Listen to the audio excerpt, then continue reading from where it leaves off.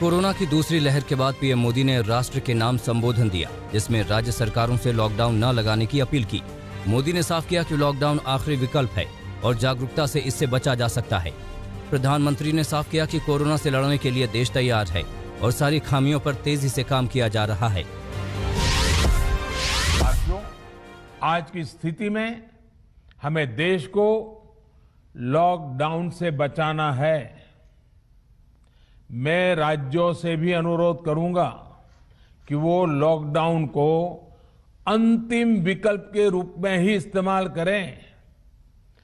Lockdown से बचने की भरपूर कोशिश करनी है और माइक्रो कंटेनमेंट जोन पर ही ध्यान केंद्रित करना है।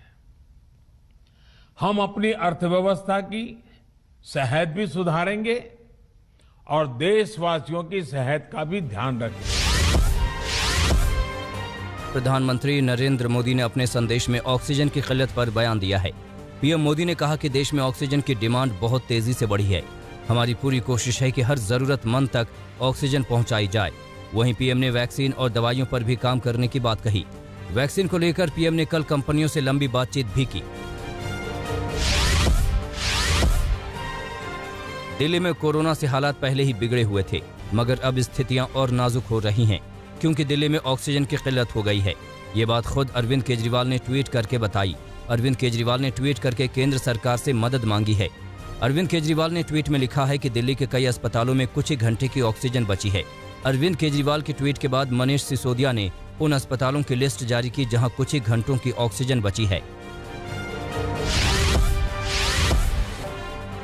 दिल्ली हाईकोर्ट ने भी ऑक्सीजन की कमी पर टिप्पणी की।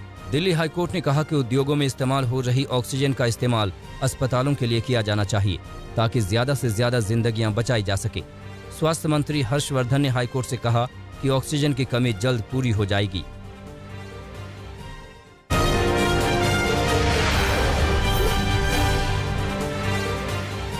महाराष्ट्र में कोरोना के बढ़ते संकट के बीच सरकार सख्त लॉकडाउन लगाने की तैयारी कर रही है। महाराष्ट्र सरकार के मंत्री असलम शेख ने इसकी जानकारी दी।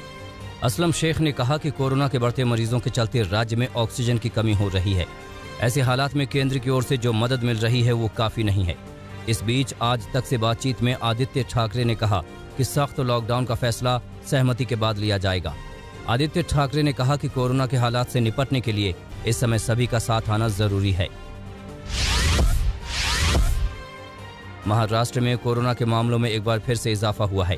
बीते 24 घंटे में महाराष्ट्र में कोरोना संक्रमण के 62,097 नए मामले सामने आए, जबकि कोरोना के चलते 519 लोगों की जान चली गई। राजधानी मुंबई में कोरोना के 7,214 केस सामने आए और 35 लोगों की मौत हुई है। प्रदेश में अब कोरोना के एक्टिव केस 6,83,000 से ज्यादा हो चुके हैं। बीते 24 घंटों में उत्तर प्रदेश में कोरोना के 29,754 नए केस सामने आए हैं, जबकि कोरोना के चलते 163 मरीजों की मौत हुई है। प्रदेश में कोरोना संक्रमण के सबसे ज्यादा केस लखनऊ में आए, जहां 5,014 नए मरीज मिले। दिल्ली से सटे यूपी के नोएडा में 640 नए केस मिले। वहीं गाजियाबाद में 633 नए संक्रमितों का पता चला। यूपी में कोरोना संकट से निपटने के लिए योगी सरकार ने बड़ा फैसला किया है। अब प्रदेश में 2 दिनों के लिए वीकेंड लॉकडाउन लगाया जाएगा। इसके बाद प्रदेश के जिन जिन जिलों में कोरोना के 500 से ज्यादा केस हैं, उन जिलों में रात 8 बजे से सुबह 7 बजे तक नाइट कर्फ्यू जारी रहेगा। इससे पहले सुप्रीम कोर्ट ने योगी सरकार को बड़ी राहत देते हुए इलाहाबाद हाई कोर्ट के उस आदेश पर अंतरिम रोक लगा दी थी, जिसमें प्रदेश के 5 शहरों में लॉकडाउन लगाने की बात कही गई थी।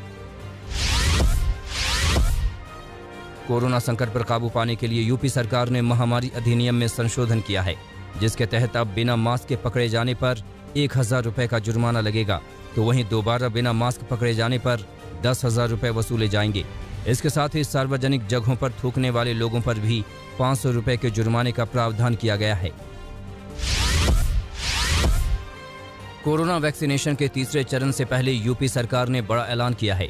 सीएम योगी आदित्यनाथ ने ट्वीट कर बताया कि प्रदेश में 18 साल से अधिक उम्र के सभी लोगों को मुफ्त में कोरोना का टीका दिया जाएगा।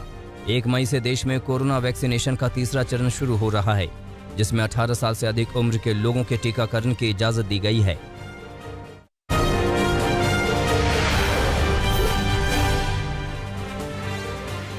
दिल्ली में कोरोना के 28,395 नए केस सामने आए हैं, जबकि कोरोना संक्रमण के चलते 277 लोगों की मौत हुई।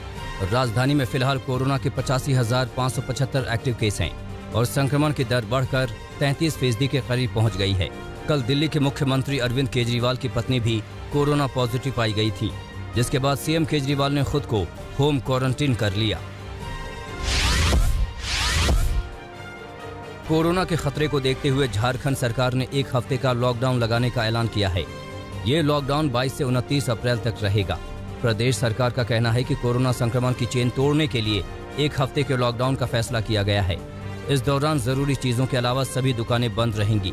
सरकारी और कुछ तय दफ्तरों के अलावा सभी ऑफिस बंद रहेंगे। हालांकि इस लॉकडाउन में प्रदेश में कृषि, औद्योगिक निर्माण और खनन कार्य से जुड़ी गतिविधियां चलती रहेंगी। इसके अलावा कहीं भी 5 लोगों से ज्यादा के इकट्ठा होने पर पाबंदी रहेगी। गुजरात में कोरोना के केस रिकॉर्ड तेजी से बढ़ते जा रहे हैं।